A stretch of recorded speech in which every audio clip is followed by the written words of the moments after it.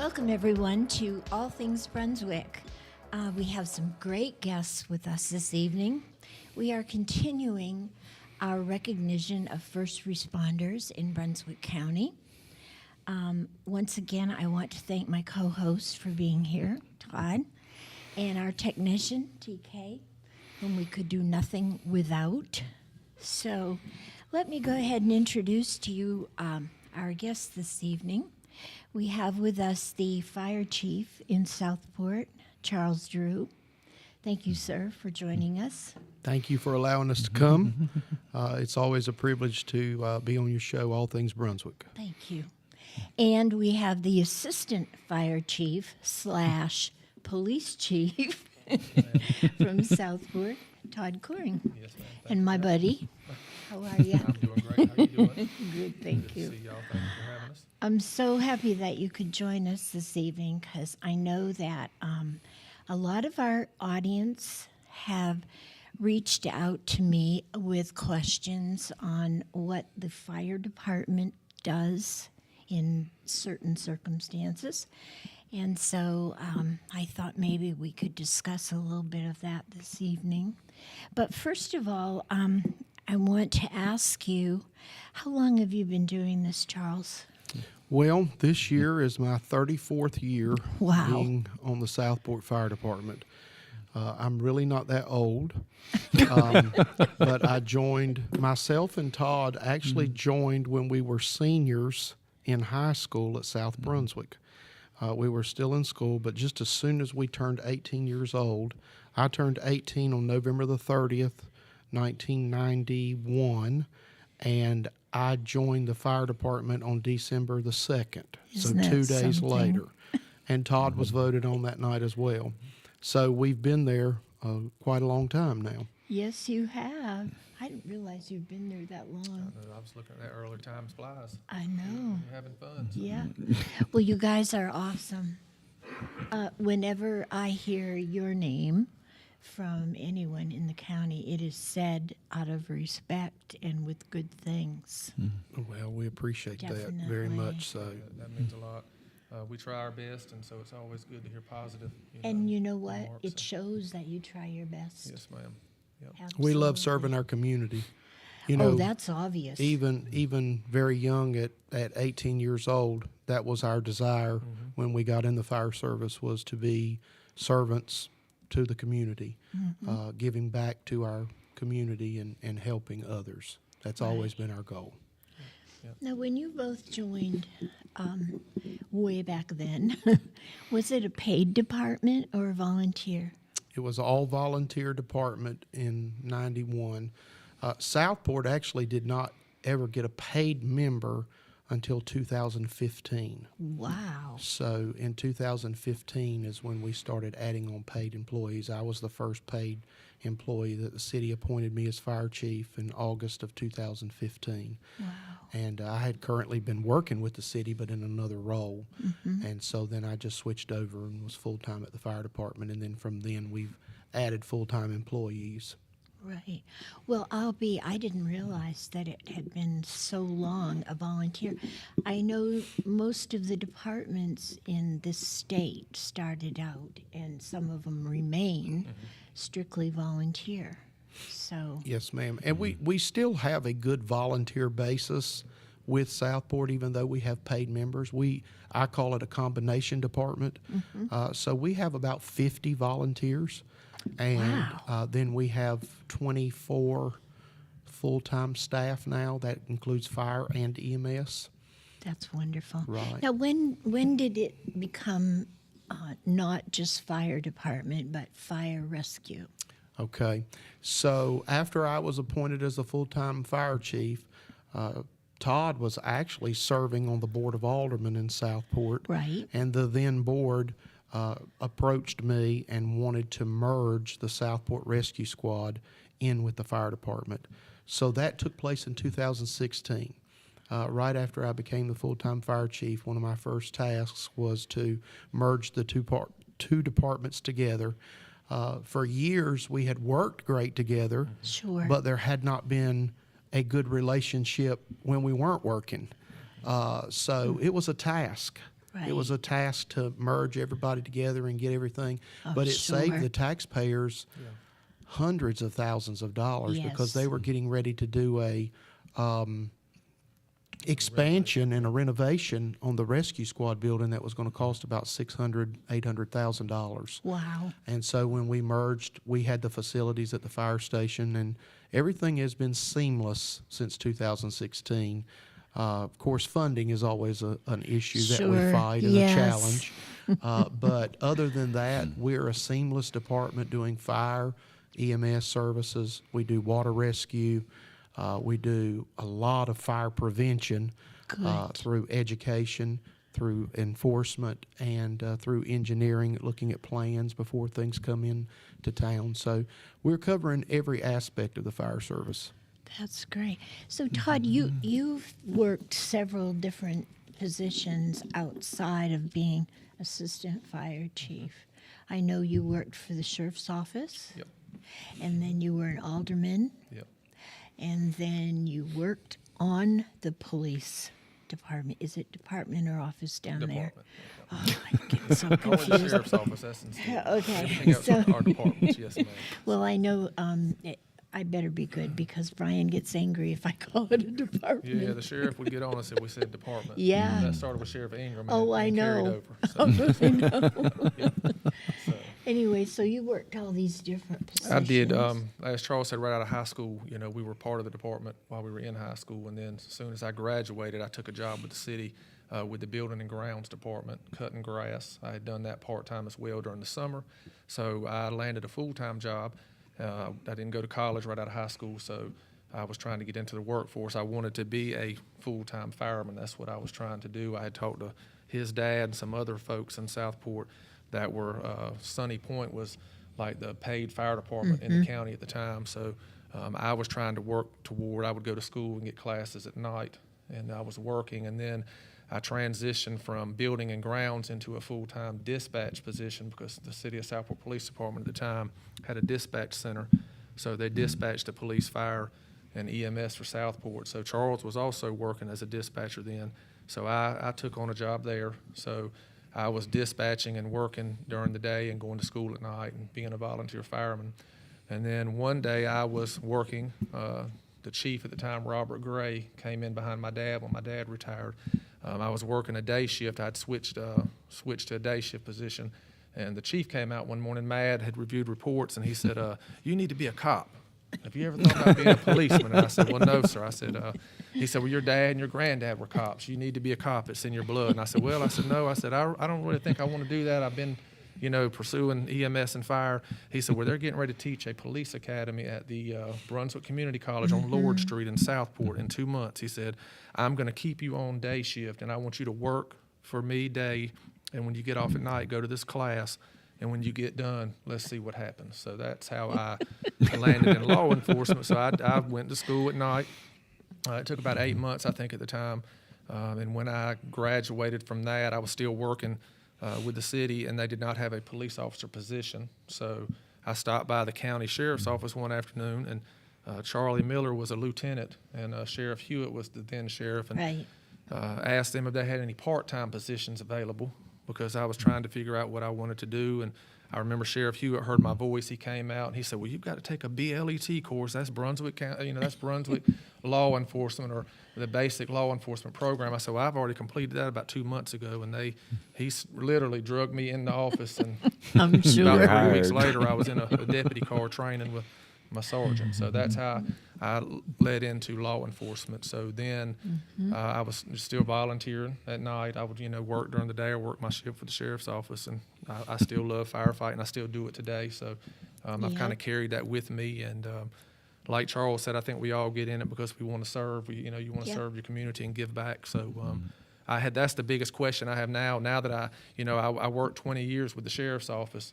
And at that time, I was, as you mentioned, I was serving as a board of alderman. I was elected for 2 terms in Southport, and so I was managing all that. And when things happened with the city police department back in 2018, I prayed about it. Had some people ask me about being the police chief, so I put my application in. So in 2018, I resigned from the board of aldermen, resigned from the sheriff's office, and so now I'm the full-time police chief and the the part-time or the volunteer assistant fire chief. So That was a given. When I that kind of- position became available, everybody went, Todd, Yeah, Corey. I had been approached about it before when Jerry Dove retired Mm-hmm. and ran for mayor. I was on the board, and some of the aldermen at the time, actually, and the mayor, they came to my house one night, and I remember telling Charles, they were trying to ask me, they said, you ought to be our police chief. And, Yeah. But it just didn't feel right at the time, so I declined that, and I stayed on at the sheriff's office, and and then things kind of shook out like they did. But now in Southport, I have people ask, and they'll ask Charles, well, how is he a policeman? Is he a fireman? How do you balance? And so I tell people, I'm during the daytime or when I'm out as the police chief, as you can see. And then when I go home at night, I put my gun up and put my pager and turn it on and help with the fire department. So Sounds to me like it's more like it depends on the situation. it kind of does. So I've been doing police work for 26 years this year and 34, Wow, with the fire. So that's incredible. Mm-hmm. I have so much respect for both of you. yes, ma'am. Yeah. You have given so much to this community. It's incredible. And I have people say, well, you need to slow down. And I don't know what I do if I did slow down. I do actually slow down, but, Yeah. That's I when can you start relate pulling to your that. hair out. you kind of do. Yes, sir. Yeah. Apparently, he slowed That's down what too much. Yeah. Well, I know we joke about that, yeah. But then he's a pastor on top of everything else. I think Yes, that might he help. is. That might help with his hair, but it's He all- has his own church. Yes, he's a busy fella, too. Yep. So. Well, y'all So- are too young to remember, but when I was growing up at 15, you could start training to be a volunteer fireman. Oh, wow. We didn't have any paid fire departments other than Fort Bragg, and that was it. And at 16, I was a volunteer firefighter. And it was pretty crazy back Oh, I then can because just raising money to get equipment. And the equipment they have now, I look at and go like, wow, that would have been nice to have. I know. Yeah, looking at it But now. the cost. You know, we didn't even have air tanks Yeah. back then. Yeah, to look at a fire truck You barely then had and a now. mask. Yeah. And you might, we had one truck per station, we were lucky. And so it's come a long ways. I still think there's a lot more money needs to be put towards that in our law enforcement too. Yes, sir. It was amazing to me over the weekend. I was watching a story about in California, they mandated a $20 an hour minimum wage, but not for firefighters. I know. Theirs is Yeah. 15. First responders do not get paid anything. Nowhere near and what they're it just worth. does not make any sense Yeah. to me. It really doesn't. And I've Now- always had a problem with Yeah, that. and Yeah. citizens, they don't look at it as a volunteer fire department versus a pay. They just want to know when they call 911 that That Somebody's you're showing a there. fire truck's going to show Yeah. up or an ambulance, and they look Yeah. at larger cities like Charlotte, Asheville, Wilmington, and they want that kind of response. They want to see 4 people come off a fire truck, and they Yeah. want to see 4 or 5 police cars or whatever the case. So Yeah. So now the city funds you, but you get, right? Well, we're funded from the entire county has a fire fee funding Right, system. right.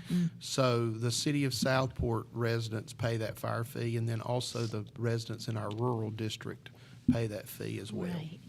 So, I mean, kind of like, I know if you are a paid department, you're the responsibility of that particular city. Okay. I think that's why in our city we haven't done that yet because we can't afford it. However, I think there are other ways that you raise money as well because your equipment is outrageous. I know that I did a bike run one year to buy gear for the firefighters. Well, we only managed to get 2. That's 2 more than they had, though. that's right. Yeah. Oh, but I was Yeah. amazed at the cost. Yeah, their turnout suit is what, about 5,000 now? Somewhere Yeah. around there? Yeah, about 5,000-6,000 for turnout gear. Oh, Yeah, my and that's per goodness. firefighter. Yeah, I was running over costs the other day looking. I didn't realize it's almost about around 2,000 to outfit a police officer from head to toe and Really? with gun belt, vest, and all that. So yeah, same thing with fire. By the time you do the helmet, the Nomex hood, the outer inner, and everything. So, how else do you raise money? You have functions, events? We do. We have some auxiliaries that assist us. We have like Fireman's Fund. It's a 501c3, and our EMS has an auxiliary, and they're constantly doing fundraisers to help with to subsidize our budget, help with equipment. Our EMS auxiliary has been very active and saved the taxpayers in Southport a lot of money. They're the ones that bought our new cardiac monitors, which was to the tune of $100,000. I know, incredible. So they raised that money and paid for the cardiac monitors. And then we had the manual loading stretchers in the back of our ambulances, and the auxiliary got on board and raised the money to get the power load stretchers, so that when you get a patient to the back of the ambulance, you just set the patient up, push a button, and it loads automatically, so they don't have to lift. Oh, neat. Which tremendously helps with safety of the patient. It helps with injuries, and Absolutely. so they've helped with that, and that's been a blessing to the department. So we've been fortunate over the last couple of years. We've had a resident in the Caswell Beach community that bought us a ladder truck Wow. and paid for all the equipment Oh, my that was on that, goodness. to the tune of, he spent about $400,000 and gave it to the department. Then, after we got that in service, he bought us a water rescue unit, a boat, Oh, my word. and a jet ski to assist with our water rescue program. So we really just kind of hit the jackpot with that, because that was to the tune of about $150,000. That is incredible. So that's really helped our operations and saved the taxpayers hundreds of thousands of Yes. dollars. My goodness. Man, That is I bet you felt like you wonderful. won the lottery when that. Yeah. Oh, I Oh, felt it's like unbelievable. a kid at Yeah. Christmas. Yeah, I I remember. bet. You know, it Charles was- called me Wow. and I said, "Are you ready for this?" Yeah. I said, "What?" He said, "We're being gifted a fire truck." And I remember you and helping back early on in our fire career, different ones y'all helping with these auxiliaries, and it was all we could do to, sell $1,000 of barbecue plates, and we've got somebody gifting us a Fire $400,000 or truck. $500,000 fire that's truck. incredible. But like you said, every little bit helps. It's been tremendous. When we, expanded and started the Castle Beach merger.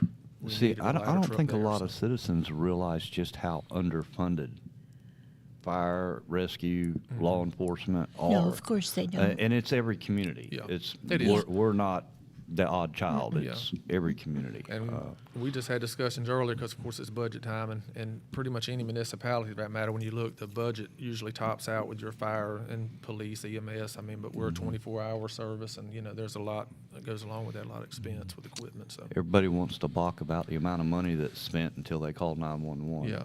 Then Yeah. they don't care what it costs. yeah. And, I don't and, even- and think we about kind of the- need to change that somehow. I don't think they even think about it. Last to night, be for example, I truthful. think what was there, 12 or more departments on a house fire here over in Sunset Harbor. Wow. With a lady trapped. Everybody pulled together, but it takes an army. It really. Yeah. It really does, so. Well, you have all of the departments do the mutual aid, right? Yes. So when needed, everybody shows up. Yeah. I know that the fire on 17 a few weeks ago, where that gentleman died, Yeah. I was amazed, because I went by and there were so many different departments Yeah, there. yeah. So It takes an army. You think of Ballhead Island in our county. We load boats and go over and help them, but it takes a huge effort. oh boy, that's got to be hard for them to get mutual aid. Yeah, there's a systematic way that they do that now. They have if it's a what we call a working fire or flames and smoke show, and they stack out a mutual aid card basically. So that sends us in Oak Island to the Coast Guard station, and we actually send some of our personnel to the marina in Southport to immediately be dispatched over to help, while Station 32 or Ballhead Island is handling the fire.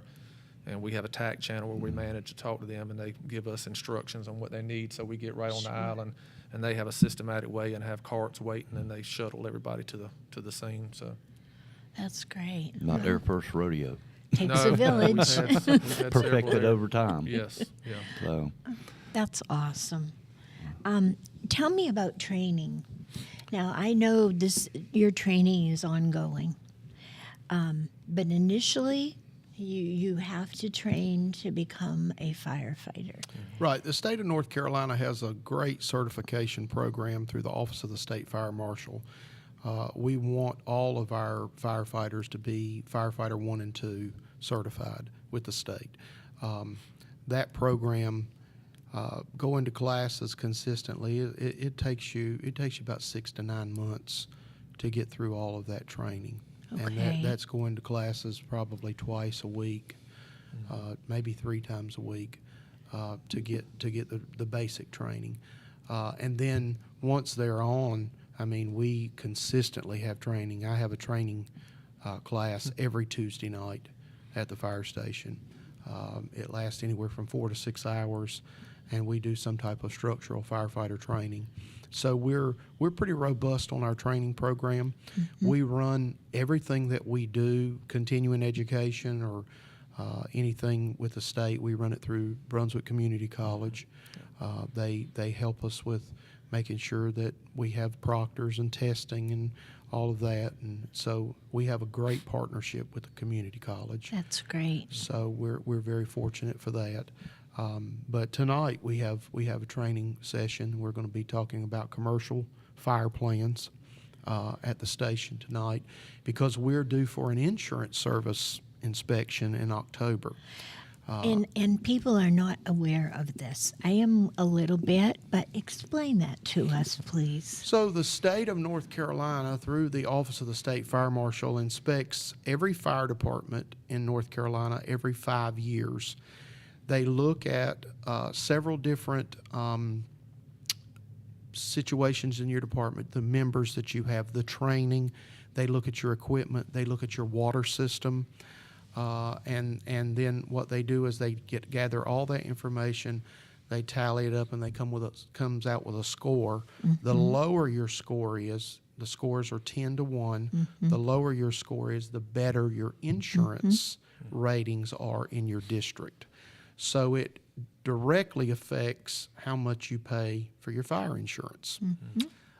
So right now, Southport has a insurance rating of a 3. That's wonderful. And we're hoping to lower that.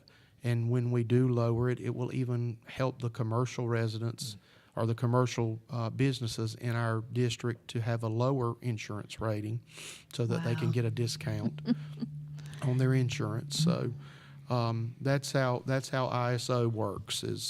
We're due for an inspection in October, and we've been preparing for that.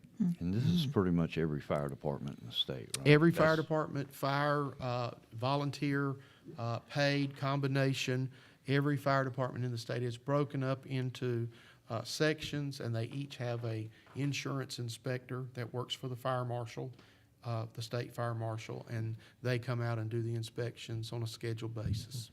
Great. So since I live, my house is 2 blocks from Hope Mills Fire Department, I probably got a much better rating than some others. Well, when I lived in BSL, my house, I had a hydrant on my lawn. That helps. That's awesome. If you have a fire hydrant within 1,000 feet of your house, it does help on your insurance Yes, rating. it did. Yeah. It does.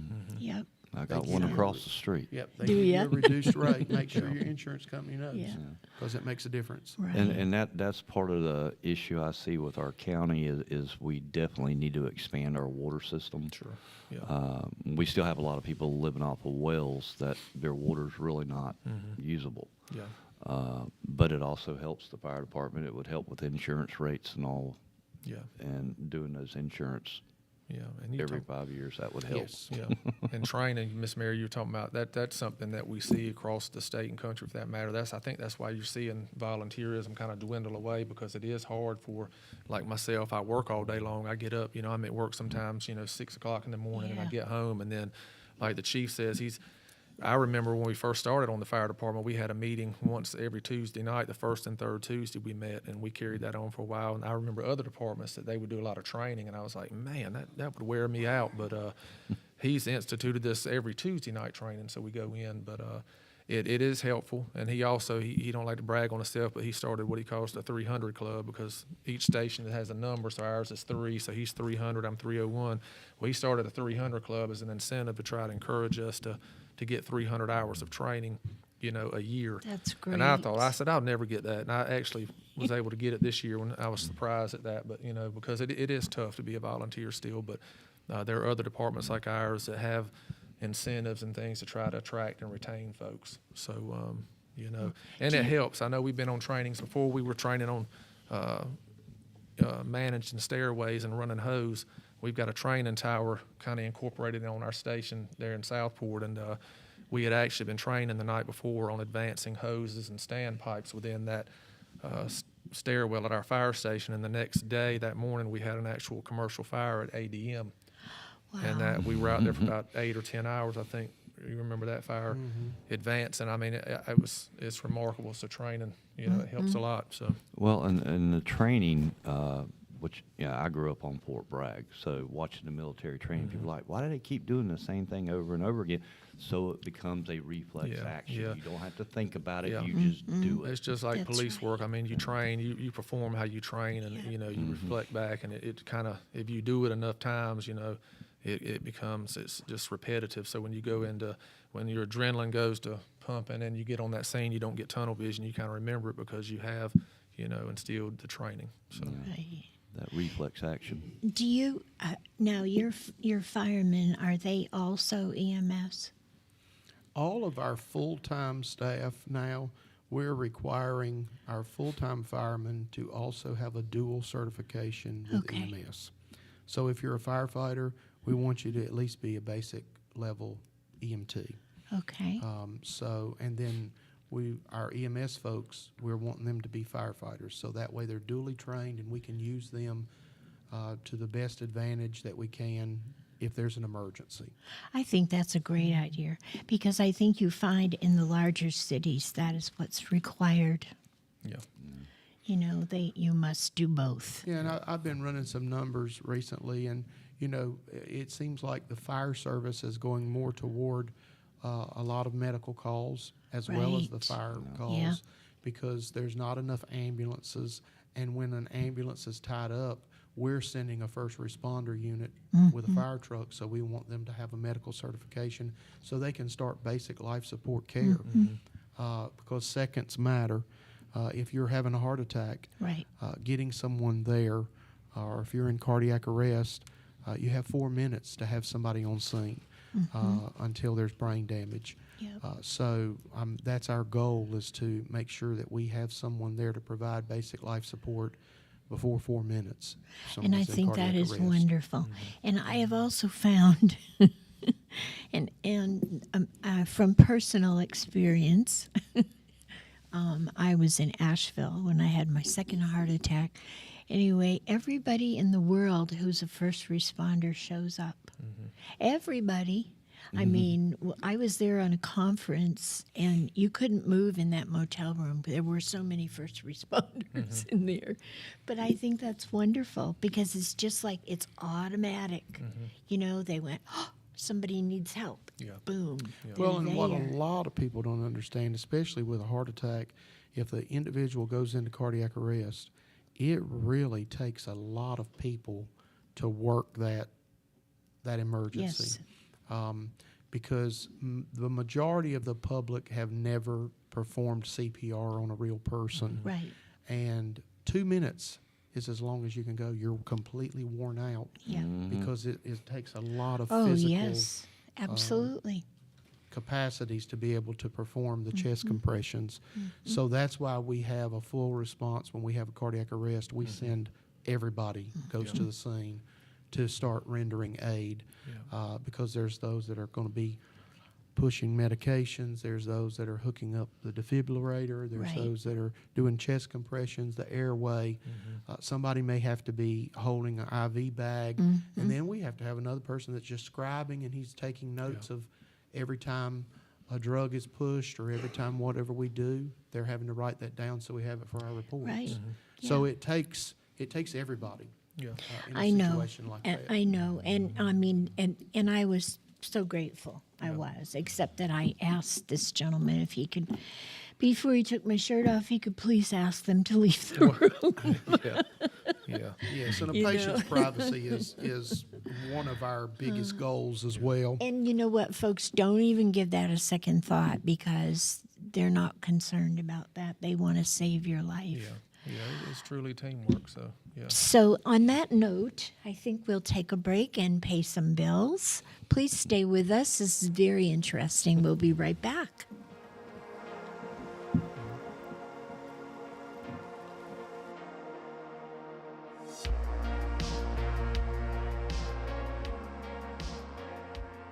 What a great place we all call home. From colorful sunsets to panoramic coastal views. The best attractions are its people, a community of friends and family. J.K. Summers, attorney at law, recognizes this fact and is proud of his work to protect their rights. Put your trust in him to prepare wills and trusts, real estate transactions, contract and LLC creations, and criminal, traffic, and civil matters. Visit oakislandlaw.com or call 910-253-5572. J.K. Summers, attorney at law. Veteran Awareness sponsored by You Are Not Alone. Today's veteran homeless rate is approximately 19,750, and the numbers are declining because of the various veteran programs. If you or a veteran you know is homeless, please call 877-4AID-VET. This is a confidential and toll-free call. From this veteran to other veterans, please be there to help our brother and sister veterans. Again, the number is 1-877-424-3838. And thank you for your service.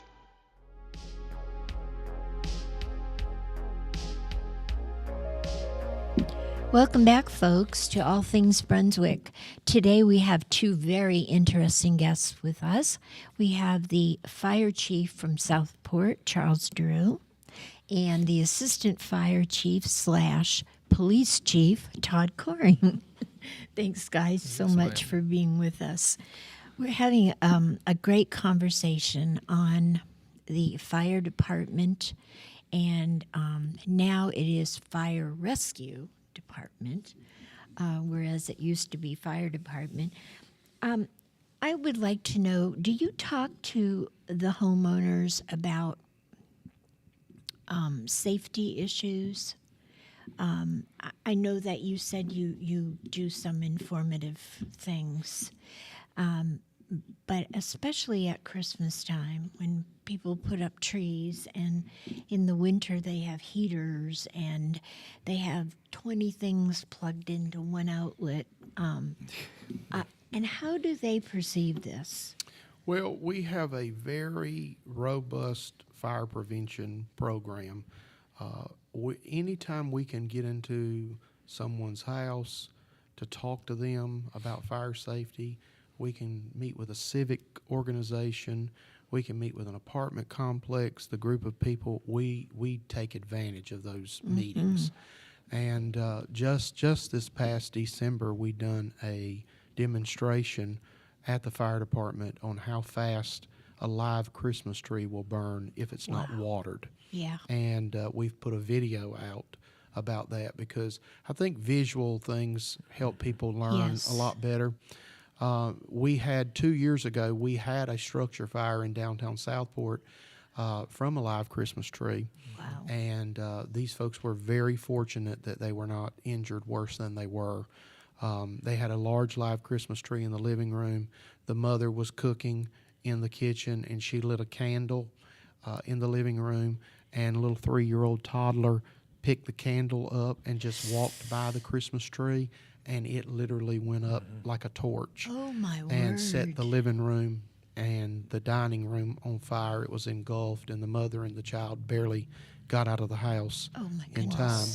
So from that, we've used that as a lesson learned and an educational piece to try to educate other residents about the dangers that they can have during the holidays. We do demonstrations. We done demonstrations in October a year or so ago about how to have safe cooking experiences, and we put that out right before Thanksgiving. And basically the premise was you don't want me showing up at your house for Thanksgiving dinner Exactly. in a big red fire truck. So we want you to be safe. We want you Right. to make sure that you are cooking with care, which is one of our slogans. So yes, we talk to seniors. We have programs for preschoolers all the way to senior citizens. Oh, that's that we awesome. do. Of course, they're not the same programs. I mean, the preschoolers, we use puppet shows to teach them about stop, drop, and roll, the dangers of playing with matches. That's great. The elementary school, we use Sparky, Smokey the Bear. We use clowns, and we use music and skits, and they retain that. And then the older community, we have a program called Remembering When, which takes you back to some historical events, and we talk about the Great Chicago Fire and how Fire Prevention Week came about, and we give them safety tips, and it works great to be able to That's his favorite program, educate isn't it? those things. He likes it, yeah. It's dear to my heart, Is making sure that we try to. Hey, my philosophy is if I can teach you not to have to dial 911, you make my job easier. Yeah. Absolutely. And that's what our fire prevention program is all about. That's wonderful. Well, I know that I have some great pictures of you guys as clowns. You make great clowns. We try, I'll tell you. Yeah, I remember Well, when we first myself started and that. Chief Corin, when we first started that, we went to a state certification class, and we got certified as what the state calls fire and life safety educators. So we were some of the first ones in Brunswick County to get that certification. Well, at that class, we learned a lot about the use of puppets and clowns. And so while we were at the conference, me and Chief Coring, we come up with the idea that my clown name was going to be Flame, and his clown name was going to be Blaze. Yep. And we were Flame and Blaze. And we went into the elementary That schools, thing worked and out now. I bet the kids loved it. they did. It They was a did. hit. And the fire Still- chief at the time thought we were crazy. Yeah, but the fire chief at the time, he didn't like it until he came to the program. program. Right. When he came to the program and he saw the kids, he was sold on it Oh, from yeah. then on. Oh, you guys are And awesome. then I think one year we taught every elementary school, but the other departments wanted us to come, and we teamed up and went to all of the elementary schools in the respective fire districts, and they jumped in and helped us, and it was a great time. I mean, it's like what Charles said: if you can get the message across, however, Yes. that's what's important. Well, the very first time that you came up to me in your clown outfit, I didn't know who you were. Oh wow. I mean, Yeah. and then it hit me because you're so tall. Do y'all get a lot of the deep fried turkey fires? We have not had a lot of them, but we've had some very close calls with that. And we did put out a video about that, just trying to educate people on the dangers of frying turkeys and the dangers of the oil that you can have. So that was another thing that we put out an article about not too long ago. It's funny. That's It only used to be the very live scary Christmas to me. It trees, is, and yeah. now it's the deep fried turkeys. And Yeah. my brother-in-law does them all the time, but he sets it up 20 feet from the house. Oh, and, yes. out in the yard. And he's actually got a little gravel area where he does it. I don't But I've see seen what the people do big it on their deal is. decks. I can cook a turkey; it tastes just as good. Yeah. Yeah. Absolutely. I like tradition, so I like to cook mine in the oven. So Yeah. I don't. Me I fried a turkey too. one time for my wife's grandmother because she had never had one, but I wasn't sold on it. So Yeah, the power bill's cheaper than the deductible. why sure it is. Yes, sir. Yeah. Now you play a huge part, a huge role in whenever we have a hurricane. Give us a little bit about what your responsibilities are in a case like that. Certainly.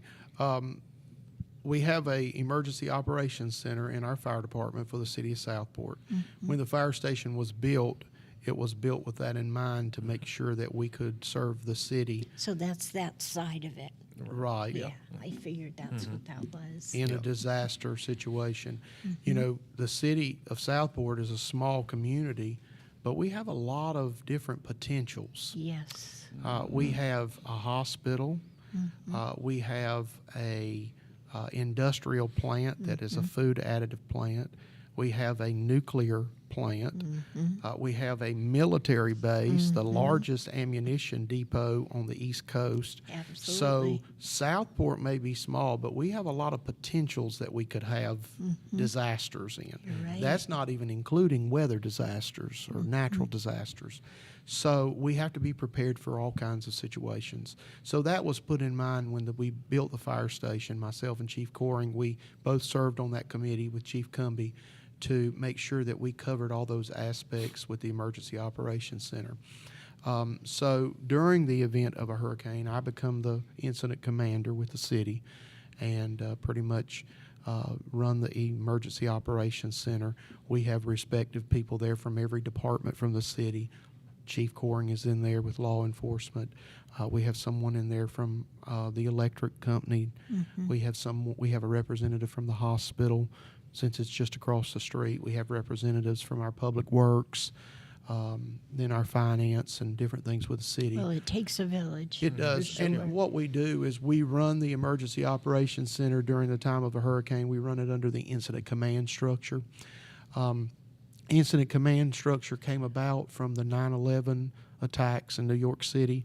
After that, fire service, emergency service, first responders came together and said, we've got to have a system so that it's uniform across, so everybody conforms to this in a large event or Right. a small event. Right. So that's where the incident command structure comes from.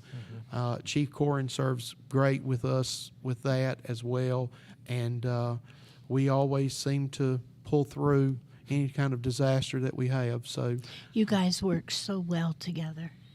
Yeah, I You think, like you do. said, it's just another one of those systematic things when you talk about, NIMS and National Incident Management and all of those roles and guidelines. They just help, especially in a smaller area like us. We all kind of come together. And like you said, the police know their role, fire knows their role. We all work together, public works. And so it seems to flow But you better that do. way. Yeah. I love Southport, and maybe that's one of the reasons, honestly, because when I moved here in '94, okay, it wasn't much to look at. Oh, yeah. I'm sure you remember. Yeah. I mean, I was amazed because there was even a car that was upside down in front of a business. And I thought, this is a bit strange, Yeah. but I watched it grow and change and become so beautiful. Yeah. And I think that folks like you guys had a lot to do with that. So, and in keeping it safe and being prepared for the worst, I mean, you do an outstanding job.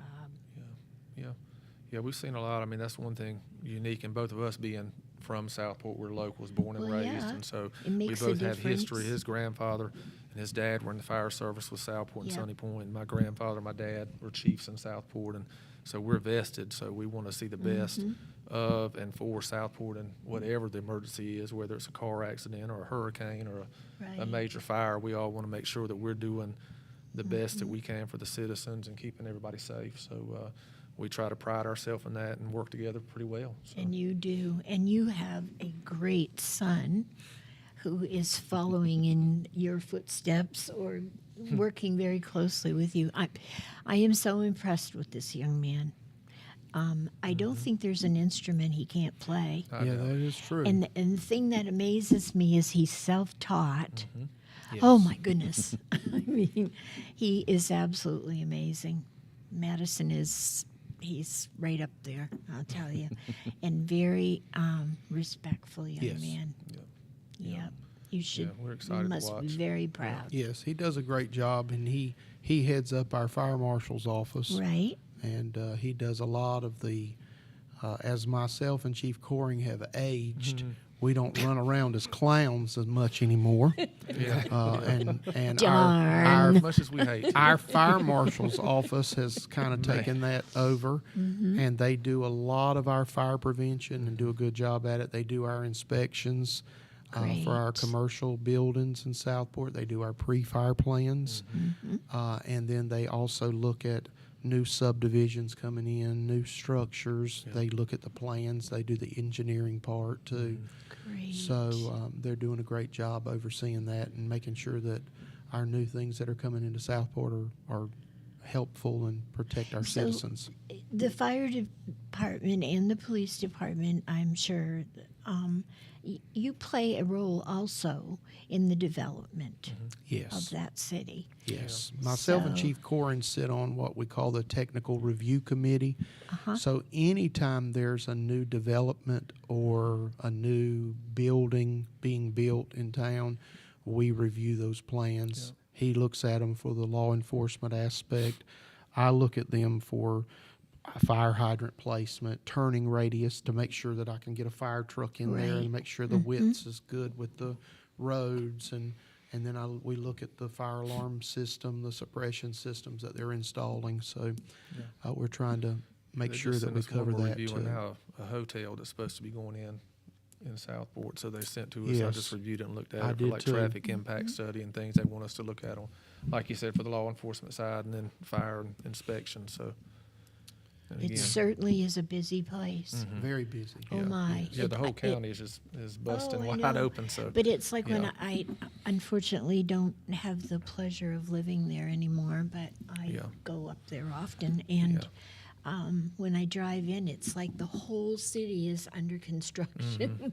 well, it was never more obvious to me than in September when we had the number 8 storm, as I call it. Oh, yes. PTC. When we Oh, lost the 2 gosh. bridges, and I have daily people ask me, Chief, where are all these cars going? And I tell them to the waterfront or down that way to the restaurants. But truly, after I've worked so closely with NCDOT and car counts, we were dealing with about 30,000 vehicles a day of workforce and folks coming in and out, and it was just truly amazing to see that. Oh, and that and had the to have reality been of the ever such say a kind of hits you in the headache for face. you. But I've retired from DOT. yep, And, Yeah. seeing the traffic problems around Right. and all, yeah, I know a lot of people are pushing to widen 87, yeah.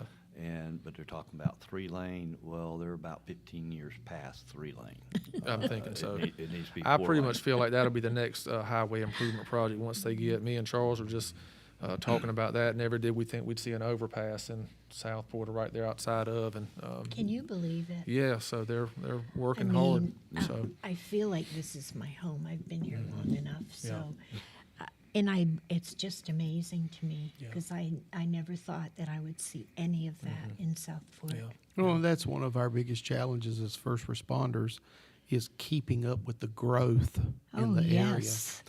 area. That is a huge challenge. Even funding-wise is a huge challenge because as these houses and these buildings are built, we don't collect anything off of them until they have a certificate of occupancy. Right. So, I mean, it is just a huge challenge, the growth, the explosive growth that we're yeah, seeing, just keeping up with the call volume. Just since COVID in 2020, our EMS call volume has tripled the number Wow. of calls. yeah. And just in the last 5 years, we have seen a drastic number of calls that have just went up. And it's very hard to keep up with and plan for. Sure. Then we have a major problem first responders are seeing is when we're ordering equipment like fire trucks and ambulances, when we place the Oh, my order, goodness, they're yes. 3 years out from delivery. Mm-hmm. So that's another huge challenge. So how in the world do you plan ahead? Well, that's the problem right now on equipment. We're running a little bit behind. Yeah.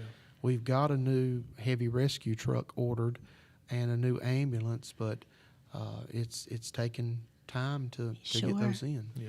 Well, and a big part of the problem is with all this development, even once they get the CO for them, it's a year before any revenues are collected from them. Right, So yeah. by Right. that point, you can lose up to probably 2 to 3 years before you ever see any revenue, even though Right. you're having to service parts of it. Yeah. So I see that as a major issue. It is. Mm-hmm. Yeah. And on that note, we have to break again and pay a couple bills. So folks, stay with us. We'll be right back.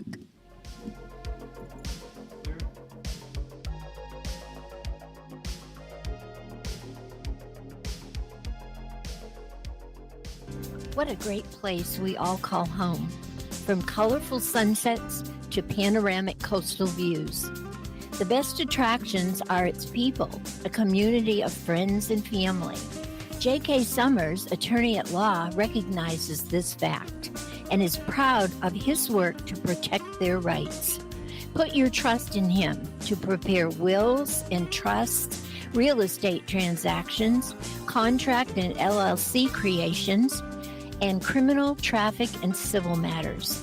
Visit oakislandlaw.com or call 910-253-5572. J.K. Summers, Attorney at Law. Veteran Awareness sponsored by You Are Not Alone. Today's veteran homeless rate is approximately 19,750, and the numbers are declining because of the various veteran programs.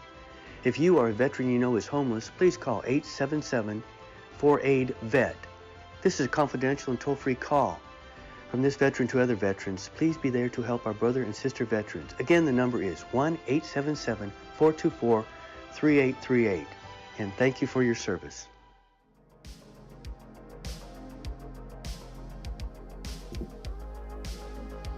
Welcome back, folks, to All Things Brunswick.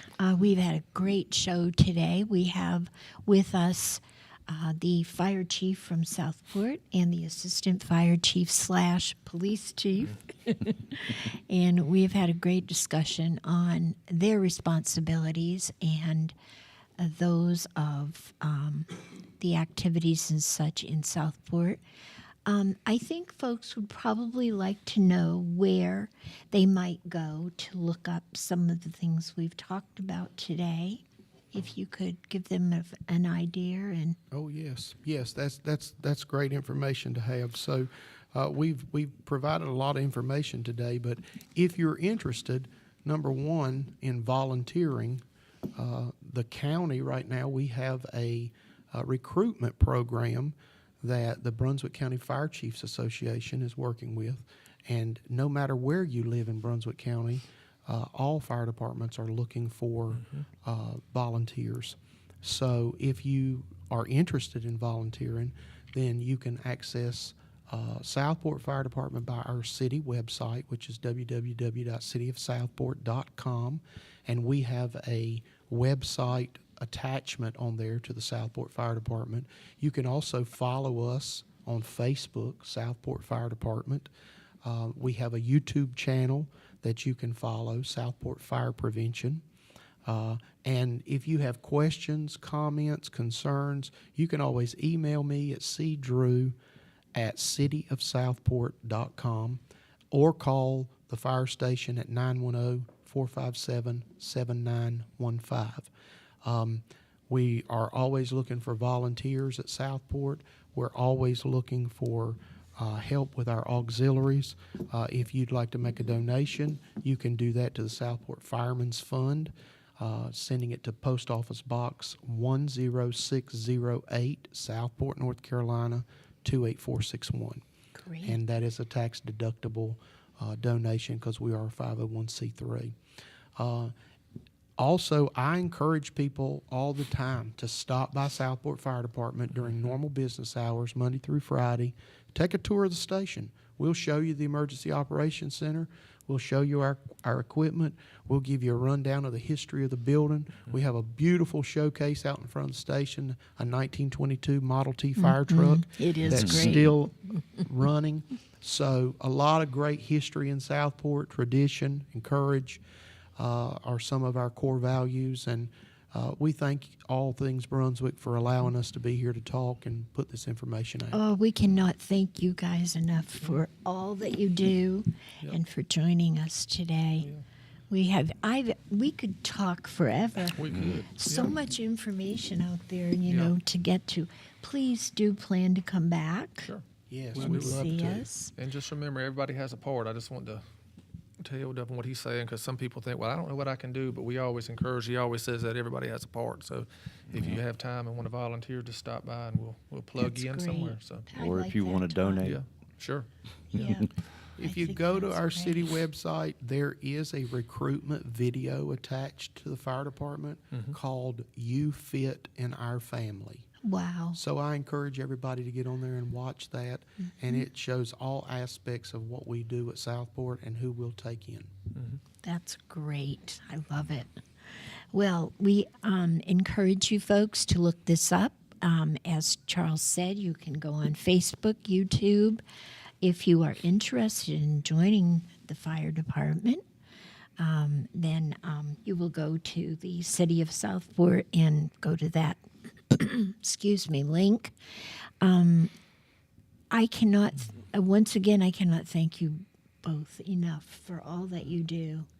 And I want you to be safe. Of course, I always tell Todd that, because we've been friends for a Yes, we while. have. Yep. But please do plan to come back and see us. And Yes. on that note, I think we have to go. right. It's the end of the show. Folks, please join us next time for more information for Brunswick County.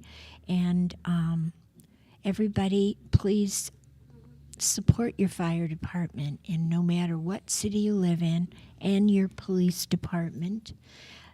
All the support that you give them makes their life easier. Thank you from All Things Brunswick. Good night.